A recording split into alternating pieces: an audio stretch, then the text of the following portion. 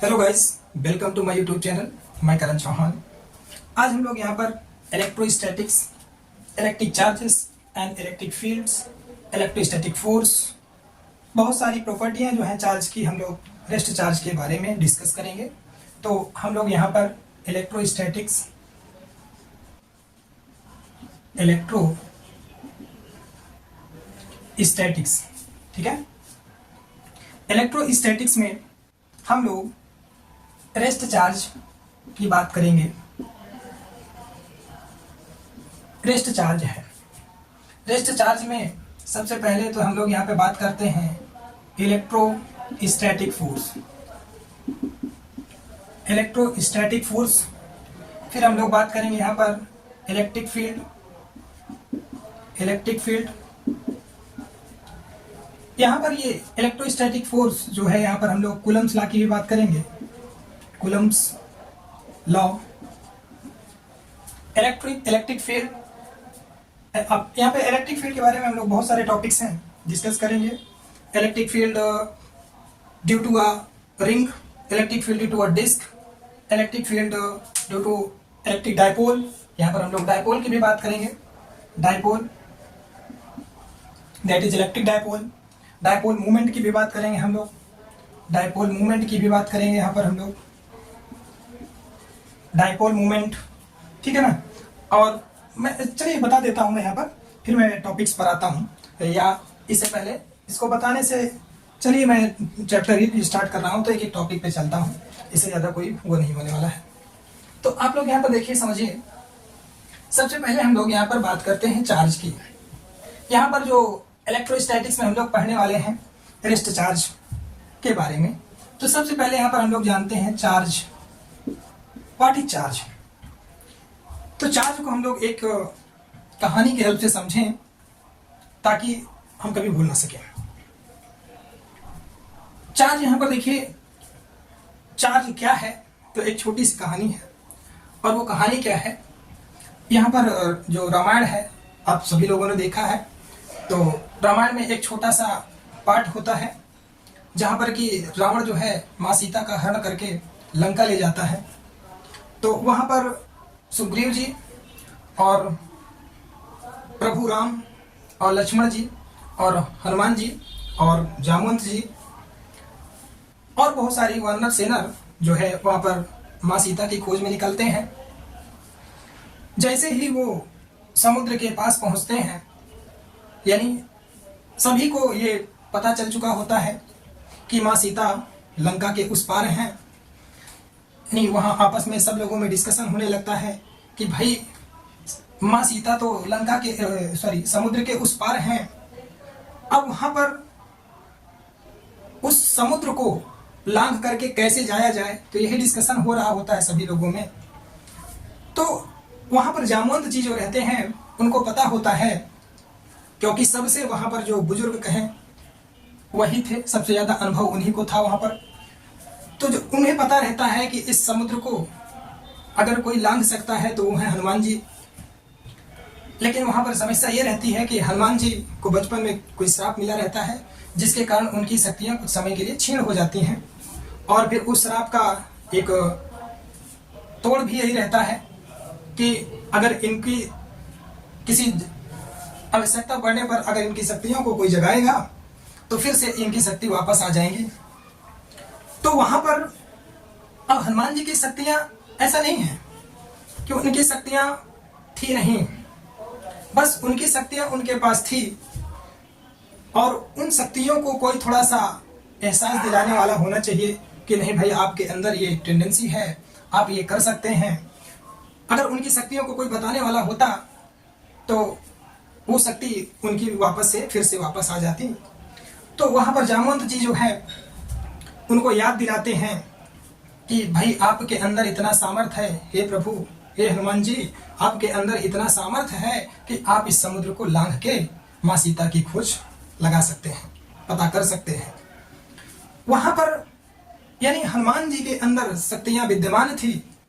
अब उन शक्तियों को जगाने वाले जो थे जामवंत जी थे। यानी शक्तियां पहले से प्रेजेंट थी, वो इनहेरिटेंस थी लेकिन उन शक्तियों को अगर कोई जगाया किसी तरीके से तो वो थे जामवंत जी। इस तरीके से वहां पर उन्होंने उनको जगा करके उनकी शक्तियों को याद दिलाया, ताकि जामवंत जी हनुमान जी समुद्र को लांग करके वहां पर पता लगाते हैं। हम बिल्कुल उसी तरीके से बात करेंगे यहाँ पर चार्ज, यानी कुछ इनहेरिटेंस था, उसके लिए कुछ करना पड़ा। उसी प्रकार से यहाँ पर ये चार्ज होगा। चार्ज जो है, चार्ज क्या है? प्रॉपर्टी है। चार्ज जिस प्रकार से उनके अंदर एक गुण था, उसी प्रकार से चार्ज भी क्या है? Charge is the inheritance property of a substance. Inheritance property होगी एक, या आप कह सकते हैं वो धरोहर रूप में मिली हुई है। इनहेरिटेंस प्रॉपर्टी है किसी भी सब्सटेंस की, that is developed by rubbing. अगर आप किसी बॉडी को किसी अदर बॉडी से रब करते हैं तो चार्ज डेवलप हो जाता है। यानी अगर मैं यहाँ पर बात करूं, मेरे पास ये मार्कर है, इस मार्कर के पास कहा जाए कि चार्ज है, बिल्कुल अगर कहा जाए यहाँ पर कि चार्ज है, तो ऐसे तो नहीं समझ में आने वाला कि चार्ज है या नहीं है, लेकिन बिल्कुल इस सब्सटेंस के पास चार्ज है, भले नहीं दिख रहा है हमको, क्योंकि इसकी प्रॉपर्टी है और वो प्रॉपर्टी डेवलप होगी इसको रब करने पे। हम इसको जैसे ही रब कर देंगे और किसी पीस ऑफ पेपर्स में इसको अगर हम लोग पास ले जाते हैं तो पीस ऑफ पेपर्स इसको अट्रैक्ट करेंगे, यानी इसमें चार्ज डेवलप हुआ। तो चार्ज कैसे डेवलप हुआ? इसको रब करने पर। तो चार्ज क्या है? चार्ज इनहेरिटेंस प्रॉपर्टी है किसी भी सब्सटेंस की, आप कह सकते हैं इनहेरिटेंस प्रॉपर्टी। चार्ज जो है इनहेरिटेंस प्रॉपर्टी है, inheritance property of substance. Charge inheritance property है किसी सब्सटेंस की which is developed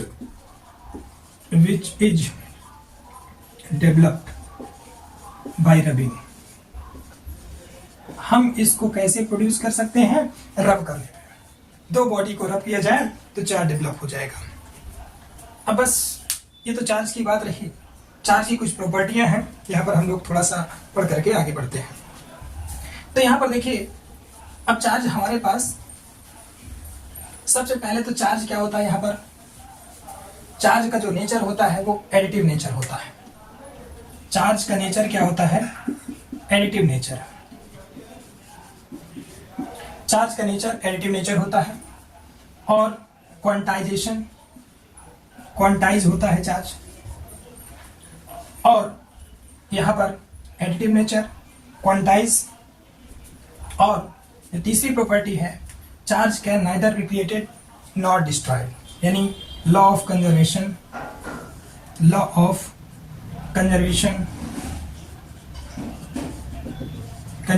charge. Law of conservation of charge, यानी चार्ज को हम ना क्रिएट कर सकते हैं ना डिस्ट्रॉय कर सकते हैं। तो सबसे पहले एडिटिव नेचर की बात करते हैं। चार्ज का नेचर जो होता है वो क्या होता है? एडिटिव नेचर होता है, यानी सिंपल ही इसको हम लोग क्या करते हैं? अलजेब्राइकली ऐड कर सकते हैं। जैसे ये कोई बॉडी है, इसमें 3 कूलम चार्ज है, ठीक है? 3 कूलम चार्ज है। अच्छा, चार्ज का जो यूनिट होता है वो होता है कूलम। बता दूं, चार्ज का यूनिट जो होता है वो होता है कूलम।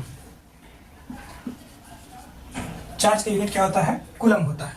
तो इस बॉडी में 3 कूलम चार्ज है और ये -3 कूलम चार्ज है और ये 4 कूलम चार्ज है।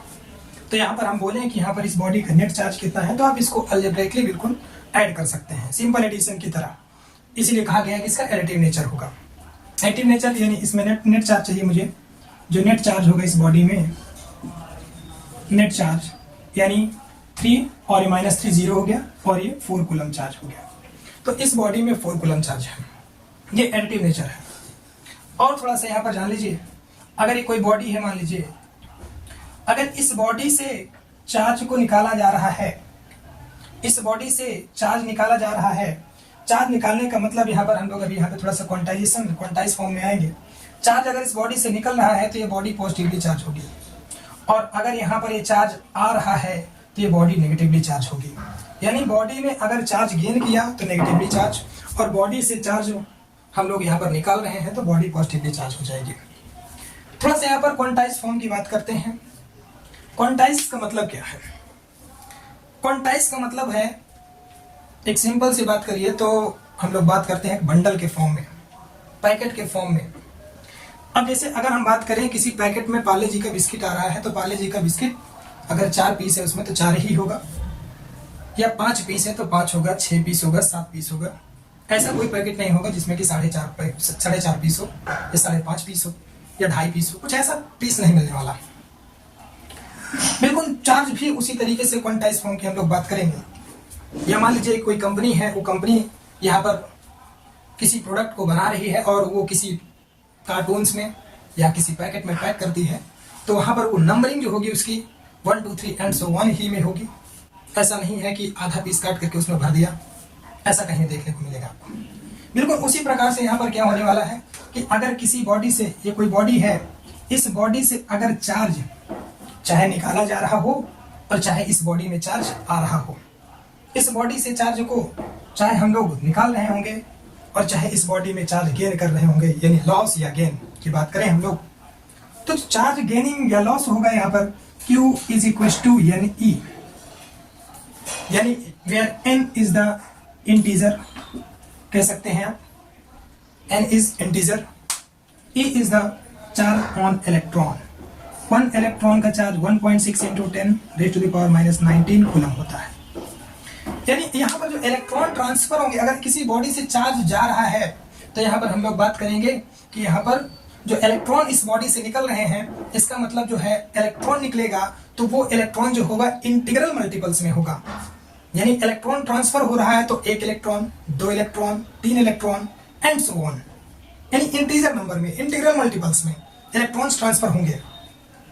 हम लोग ऐसे नहीं कह सकते कि 2.5 इलेक्ट्रॉन, भाई 2.5 इलेक्ट्रॉन नहीं, यहाँ पर क्वांटाइज फॉर्म का मतलब यही है कि इंटीग्रल मल्टीपल्स में। भाई ऐसा हम नहीं कह सकते कि 2.5 इलेक्ट्रॉन ट्रांसफर हो रहा है, ये गलत है, ऐसा नहीं हो सकता। 1.5 ऐसा नहीं हो सकता, 1/2 इस तरीके से इलेक्ट्रॉन्स ट्रांसफर नहीं होंगे। यानी इलेक्ट्रॉन जो है एक बॉडी से दूसरे बॉडी में अगर ट्रांसफर होगा तो कैसे ट्रांसफर होगा? इंटीग्रल मल्टीपल्स में।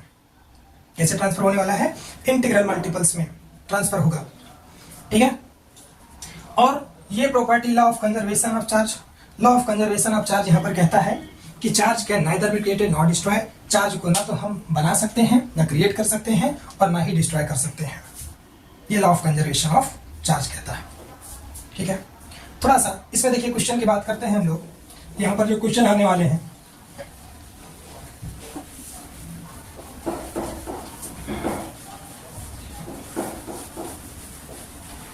ये यहाँ पर छोटा सा क्वेश्चन है हमारे पास। जैसे कहता है जो Q इज इक्वल टू है 1.6 into 10 raise to the power -22, ठीक है, कूलम। ये चार्ज है, क्या ये चार्ज एग्जिस्ट करेगा? जरा सोचिए, क्या ये चार्ज एग्जिस्ट करेगा? बताइए, ये चार्ज एग्जिस्ट करेगा? यहां पर देखिए, या मान लीजिए हमारे पास ये है 3.2 इंटू 10 की पावर -19 कह देता हूं, ठीक है, ये हो गया क्या? ठीक है, इतना बहुत है। क्या ये चार्ज एग्जिस्ट करेगा यहाँ पर? तो यहाँ पर देखिए Q हमारे पास ये है, तो हम लोग जानते हैं क्वांटाइजेशन फॉर्म में Q इज इक्वल टू यानी, ठीक है, और Q की वैल्यू जो है यहाँ पर 1.6 इंटू 10 की पावर -22 है, इज इक्वल टू n, और इलेक्ट्रॉन का चार्ज 1.6 इंटू 10 की पावर -19 है। यहाँ पर 1.6 से 1.6 खत्म हो जाएगा, कैंसिल आउट, और n इज इक्वल टू हो जाएगा 10 रेज़ टू द पावर -22, और ये अपॉन 10 की पावर यानी इंटू 10 की पावर 19 प्लस में, तो 19 में से 22 यहाँ पर जाएगा तो कितना हो जाएगा? 10 की power -3 is equal to n, यानी n की वैल्यू यहाँ पर आ गई है 1/1000, दैट इज 0.001। अब देख सकते हैं यहाँ पर ये n जो है, n यहाँ पर आया है जो कि इंटीजर नहीं है। इंटीजर नहीं है तो इसलिए आप कह सकते हैं ये चार्ज एग्जिस्ट नहीं करेगा, ये चार्ज यहाँ पर एग्जिस्ट नहीं करेगा। अगर हम लोग यहाँ पर इसकी बात करते हैं, ये question Q is equal to हमारे पास 3.2 इंटू 10 की पावर -19 कूलम। अब यहाँ पर Q जो है हमारे पास वो है 3.2 इंटू 10 की पावर -19 और Q is equal to NE, that is N electron का charge 1.6 into 10 raise to the power -19। ये यहाँ पर देखिए 10 की पावर -19 से कैंसिल आउट, यानी n इज इक्वल टू यहाँ से 3.2 अपॉन 1.6, दैट इज पॉइंट से पॉइंट कैंसिल, 16 2 32, n की वैल्यू 2, यानी यहाँ पे n जो है इंटीजर आया है, n belongs to integer, n यहाँ पे इंटीजर है तो यहाँ पर ये हमारे पास क्या है, ये चार्ज हमारे पास एग्जिस्ट करेगा। ठीक है, तो ये तो हमारा क्वांटाइजेशन फॉर्म था। और एक छोटा सा क्वेश्चन यहाँ पर जो पूछा जाता है उसको हम लोग बात करते हैं। कहता है अगर किसी बॉडी में 1 कूलम चार्ज, बिल्कुल यहीं से क्वेश्चन है ये,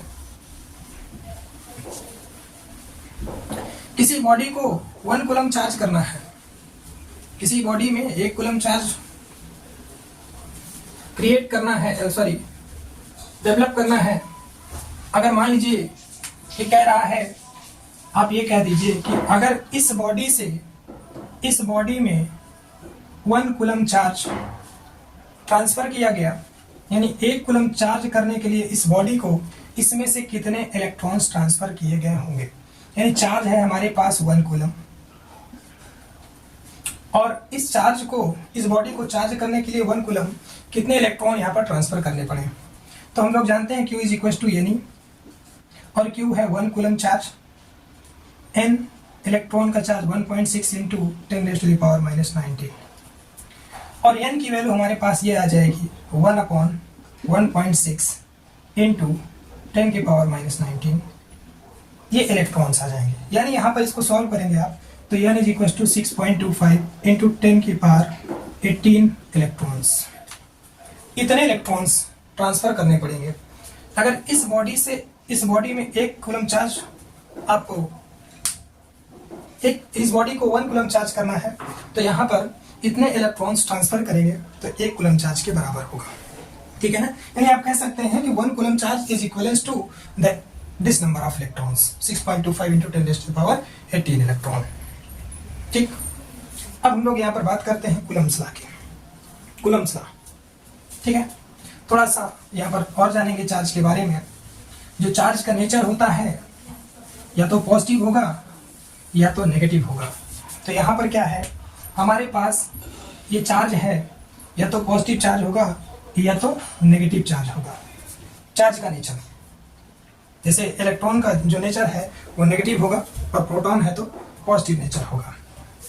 तो यहाँ पर 2 चार्ज हैं, एक चार्ज ये Q है और एक ये चार्ज -Q है। तो जब एक पॉजिटिव चार्ज और एक नेगेटिव चार्ज है तो ये दोनों एक दूसरे को क्या करेंगे, अट्रैक्ट करेंगे। क्या करेंगे, अट्रैक्ट करेंगे। यानी आप कह सकते हैं कि अगर अपोजिट नेचर्स के चार्ज हैं तो एक दूसरे को अट्रैक्ट करेंगे। और अगर यहीं पर 2 चार्ज हैं, सेम नेचर हो गया इनका, या तो पॉजिटिव पॉजिटिव या नेगेटिव नेगेटिव हो जाए, ऐसा हो गया, तो ये दोनों क्या करेंगे, रिपेल करेंगे, एक दूसरे को रिपेल करेंगे यहाँ पर। अब इसी बात को कूलम्स ने थोड़ा सा मॉडिफाई किया और बताया। कूलम्स ने कहा कि अगर यहाँ पर देखिए, इसमें से कंक्लूजन निकाला कूलम्स ने और ये थोड़ा सा फोटो स्टेट कर लेता है ग्रेविटेशनल लॉ की। ग्रेविटेशनल लॉ की कैसे फोटो स्टेट किया, आपने पढ़ा है कि अगर इनवर्स में 2 बॉडी हैं, एक का मास m1 है और एक ही बॉडी है इसका मास m2 है, और इन दोनों बॉडी के बीच में ये डिस्टेंस r है, तो यहाँ पर there is a attraction force between these 2 bodies and that force is directly proportional to the product of their masses and inversely proportional to the square of the distance between them।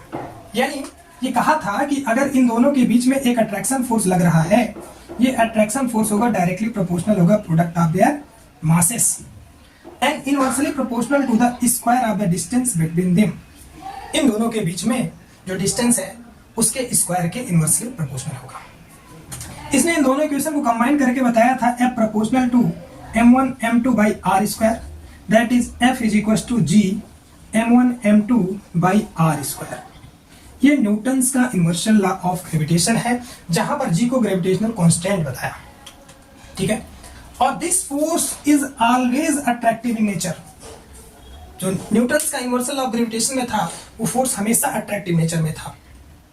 लेकिन यहां पर हम लोग बात करते हैं Coulomb's ने क्या कहा। अब देखिए कूलम्स लॉ, बिल्कुल यहां पर हम लोग कूलम्स को भी जानेंगे थोड़ा सा। कूलम्स ने क्या कहा, कूलम्स लॉ, कूलम्स लॉ कहता है कि यहां पर दो चार्ज होंगे, इट में भी सेम नेचर हो जाए, हो सकता है कि अपोजिट नेचर के हो जाए। अगर सेम नेचर के हो जाए तो इनके बीच में रिपल्सिव फोर्स हो जाएगा, और अपोजिट नेचर्स के हो जाए तो इनके बीच में अट्रैक्टिव फोर्स हो जाएगा। तो कूलम्स ने कहा कि when two charges are kept at a distance r और d apart from them, then there is a attraction or repulsion force. Then there is a attraction or repulsion force, and that attraction or repulsion force is directly proportional to the product of their charges and inversely proportional to the square of the distance between them. बिल्कुल इसी की तरह इन्होंने ये कहा कि when two charges are separated, जब दो चार्ज को यहाँ पर ये स्मॉल डिस्टेंस r से सेपरेट कर दिया गया, ये डिस्टेंस जो है r से, स्मॉल r से सेपरेट कर दिया गया, यानी यहाँ पर एक चार्ज ये है और एक चार्ज ये है, दो चार्ज हैं। इन दोनों चार्ज के बीच में एक q1 चार्ज है, q2 चार्ज है, इन दोनों के बीच की डिस्टेंस r है। When these two charges are separated by a small distance r, then there is a attractive or repulsive force acting between them. तब उनके बीच में ये जो फोर्स लग रहा है इसका नेचर या तो अट्रैक्टिव हो सकता है या रिपल्सिव हो सकता है। अब ये कैसे हमको पता चलेगा कि अट्रैक्टिव नेचर है या रिपल्सिव? अगर सेम चार्ज होंगे तो रिपल्सिव, और अपोजिट नेचर्स है, अपोजिट चार्जेस हैं तो अट्रैक्टिव, ठीक है। तो यहाँ पर दो चार्जेस हैं, इन दोनों चार्ज के बीच में अट्रैक्शन या रिपल्सन फोर्स लग रहा है। ये अट्रैक्शन या रिपल्सन फोर्स डायरेक्टली प्रोपोर्शनल होगा product of there charges q1 into q2 and inversely proportional to the square of the distance between them. And this इसको कंबाइन किया इन्होंने f proportional to q1 q2 by r square. That is इन्होंने क्या कहा कि f is equals to k q1 q2 by r square. ये Coulomb's ने बताया, जहां पर इन्होंने ये k है कांस्टेंट 1/4 पाई एप्सिलॉन नॉट, इसकी वैल्यू 9 into 10⁻⁹, ठीक है। इसकी यूनिट की बात हम लोग कर लेते हैं तो न्यूटन मीटर स्क्वायर और ये पर कूलम स्क्वायर, ठीक है। ये यहाँ पर कूलम्स ने इतना बताया। अच्छा, यहाँ पर बिल्कुल उसी तरीके से अब इसमें देखिए थोड़ा सा हम लोग बात करते हैं डिफरेंस की बात करें तो यहाँ पर ये फोर्स जो था हमेशा अट्रैक्टिव था, और यहाँ पर ये जो फोर्स लग रहा है कूलम्स ने का बताया कि दो चार्ज के बीच में ये तो अट्रैक्टिव हो सकता है या रिपल्सिव फोर्स हो सकता है, यानी फोर्स अट्रैक्टिव या रिपल्सिव दोनों हो सकता है। यहाँ पर हम बात करें और देखिए यहाँ पर जब दो बॉडी थी जिसका मास m1 था और एक बॉडी ये थी m2 मास की, तो इन दोनों के बीच में जो फोर्स लग रहा था इस फोर्स को सेंट्रल फोर्स बोला गया था। सेंट्रल फोर्स यानी यहाँ पर this force is acting along the line joining the centre of these two bodies, यानी इन दोनों बॉडीज के सेंटर्स को ज्वाइन करें तो जो लाइन मिल रही है उस लाइन के अलोंग फोर्स एक्ट करेगा, यानी फोर्स ऐसे नहीं एक्ट कर सकता, ऐसे नहीं एक्ट कर सकता कुछ, यानी this force is acting along the line joining the centre of the two bodies. Here also Coulomb also states that this force is always acting along the line joining the center of the two charges.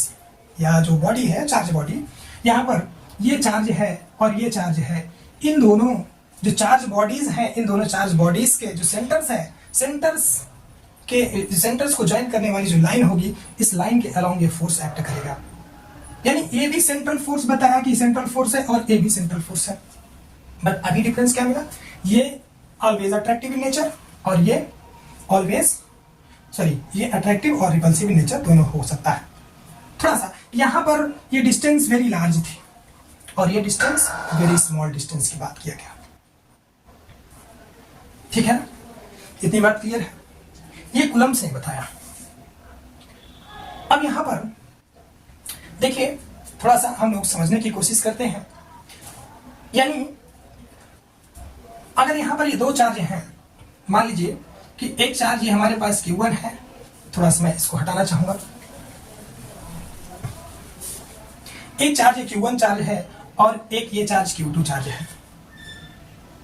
Suppose ये charge का nature positive और इस charge का nature है negative, तो इन दोनों के बीच में जो लगने वाला फोर्स होगा वो अट्रैक्टिव इन नेचर, यानी ये वाला चार्ज इसको अपनी तरफ अट्रैक्ट करेगा, यानी ये वाला इसको अपनी तरफ, यानी फोर्स ऑन Q1 की मैं बात करूं, एक एक के बात करते हैं हम लोग। फोर्स ऑन Q1 लिख सकते हैं आप, force on 1 due to 2, force on 1 due to 2, 1 पे जो 2 फोर्स लगा रहा है ये अपनी तरफ खींच रहा है इसको इस तरीके से। Similarly force on 2 due to, और ये फोर्स कितना होगा, K Q1 Q2 upon R square, अगर इन दोनों के बीच की डिस्टेंस R है। Similarly force on 2 due to 1, अब 2 पर जो फोर्स लग रहा है 1 के कारण, तो 1 इसको अपनी तरफ इस तरीके से अट्रैक्ट करेगा, 1 इसको अपनी तरफ अट्रैक्ट करेगा, और ये फोर्स जो होने वाला है यहाँ पर क्या हो जाएगा, K Q1 Q2 by R square. देख रहे हैं आप, यानी Q2 पर जो फोर्स लगा रहा है ये अपनी तरफ इसको अट्रैक्ट करेगा, और Q1 पर ये जो फोर्स लगा रहा है इसको अपनी तरफ अट्रैक्ट करेगा। अब देख सकते हैं कि यहाँ पर ये दोनों जो फोर्स हैं वो इक्वल हैं बट अपोजिट है, ये इसको अपनी तरफ खींच रहा है, ये अपनी तरफ खींच रहा है। ठीक है, यानी इस पर भी एक फोर्स होगा और इस पर भी एक फोर्स होगा, ये दोनों force equal in nature, equals होंगे, बट यहाँ पर ये अपोजिट है। यानी यहाँ पर अगर हम बात करें तो न्यूटन्स थर्ड लॉ भी ओबे हो रहा है कि यहाँ पर दो बॉडी हैं तो दोनों बॉडी एक दूसरे पर इक्वल एंड अपोजिट फोर्स भी लगा रही हैं। देख पा रहे हैं आप, इतनी बात क्लियर है। इसके थोड़ा सा हम एक दो क्वेश्चंस करेंगे, यहाँ पर क्वेश्चंस की हेल्प से थोड़ा सा ज्यादा समझ में आने वाला है। तो फोर्स, थोड़ा सा मैं सुपरपोजिशन प्रिंसिपल की बात कर लेता हूं, तो फिर फोर्स में कुछ क्वेश्चन की बात करते हैं। इस सुपरपोजिशन प्रिंसिपल को आप समझें, बड़ा बेटर है।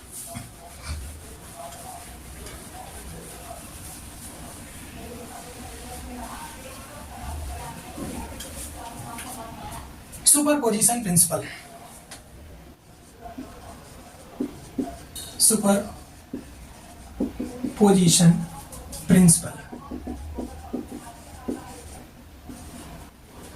सुपरपोजिशन प्रिंसिपल का मतलब क्या है। सपोज दैट कि यहां पर हमारे पास एक सिस्टम है, ये कोई सिस्टम है, इस सिस्टम में बहुत सारे चार्जेस हैं।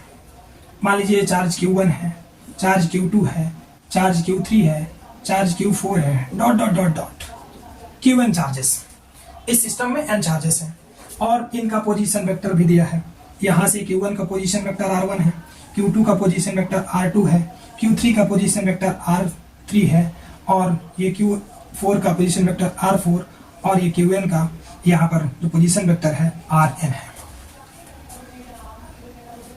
अब सुपरपोजिशन प्रिंसिपल की हेल्प से, यानी हमें जिस चार्ज पे फोर्स चाहिए हमें केवल उसको गौर करना है। सुपरपोजिशन प्रिंसिपल का बस इतना सा मतलब है।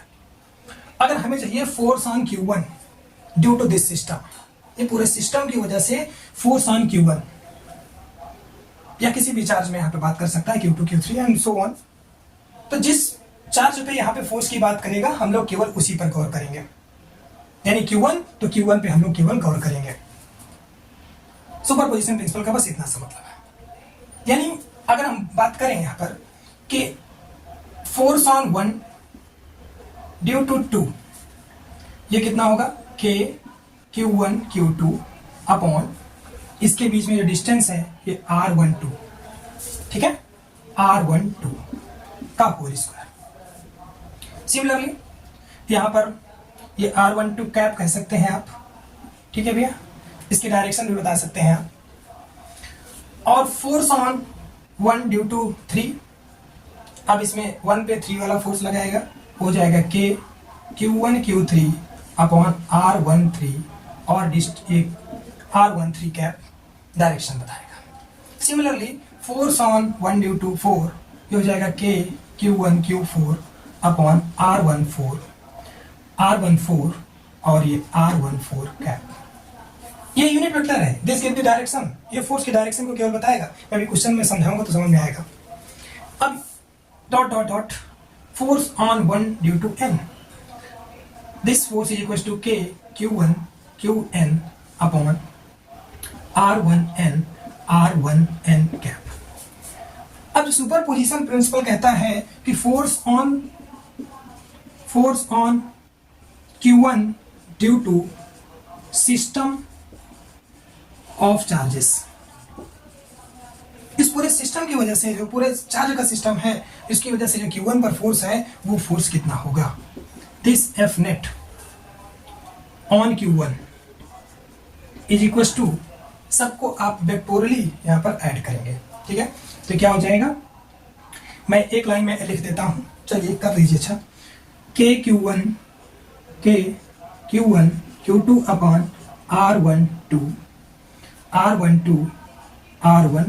Cap plus K Q1 Q3 R13 cap plus dot dot dot K Q1 Qn upon R1n cap. ये हो गया। इस तरीके से आप इसको क्या कर सकते हैं, सबको सम करके किसी चार्ज पर फोर्स निकाल सकते हैं, ठीक है। हम लोग बिल्कुल इसी तरीके से यहाँ पर करेंगे। अब मैं सुपरपोजिशन प्रिंसिपल तक ही रखता हूँ। आप लोग अगर हमारे चैनल पर नए हैं तो सब्सक्राइब कर लें, हमारे चैनल्स को लाइक करें, मेरा थोड़ा सा सपोर्ट करें।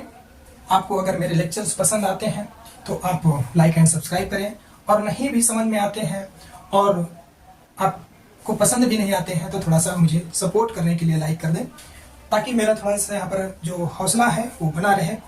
मैं यहाँ पर कुछ अपना जो दे सकता हूँ, भाई यहाँ पर जो शिक्षा की बात करें अगर हम लोग एजुकेशन फील्ड में, तो इस समय क्रांति चल रही है और सबका अपना अपना योगदान है थोड़ा थोड़ा।